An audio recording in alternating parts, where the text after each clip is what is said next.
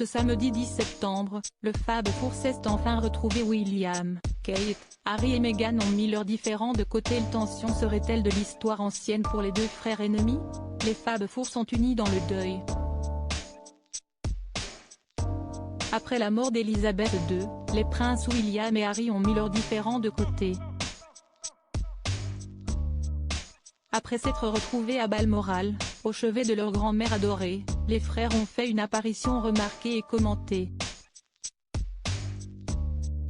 Ce samedi 10 septembre, après la proclamation officielle de Charles III, le nouveau prince de Galles et le duc de Sussex sont allés à la rencontre des Britanniques en deuil.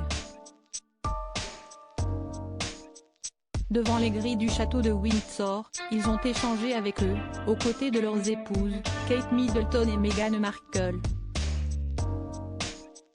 Malgré les tensions qui existent entre les deux couples depuis de longs mois, les Cambridge et les Sussex ont fait front commun pour honorer la mémoire d'Elizabeth II et remercier le peuple britannique pour son soutien.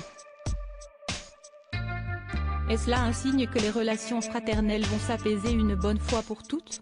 Après avoir parlé avec de nombreuses personnes et admiré de nombreux hommages devant le palais de Buckingham, tous les quatre sont partis ensemble et les deux frères se sont rapprochés dans des scènes réconfortantes. Sans que l'on sache ce dont ils parlaient, les princes William et Harry ont été aperçus en train de discuter pendant de longues secondes. Des images qui ont dû faire chaud au cœur puisque c'est la première fois que les deux couples sont vus ensemble depuis le service du Commonwealth au début de l'année 2020, qui était alors le dernier engagement officiel des Sussex avant de quitter la famille royale. Depuis, les deux frères s'évitaient soigneusement.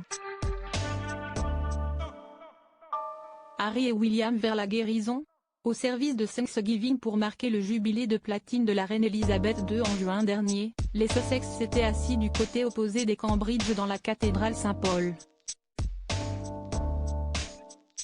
Pour les spécialistes de la couronne, ce rapprochement est un signe encourageant pour l'avenir des princes William et Harry.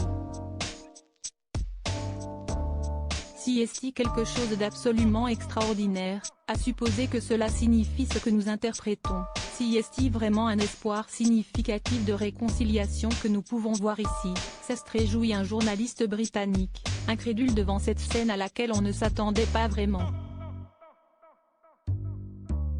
Parce qu'après le décès de la reine, le roi Charles a fait spécifiquement référence à Harry et Meghan.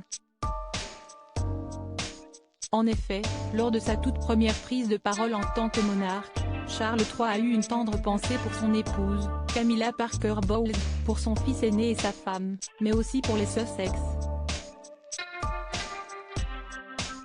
J'exprime mon amour à Harry et Meghan qui continuent de construire leur vie à l'étranger, a lancé le roi Charles III dans cette allocution qui restera historique.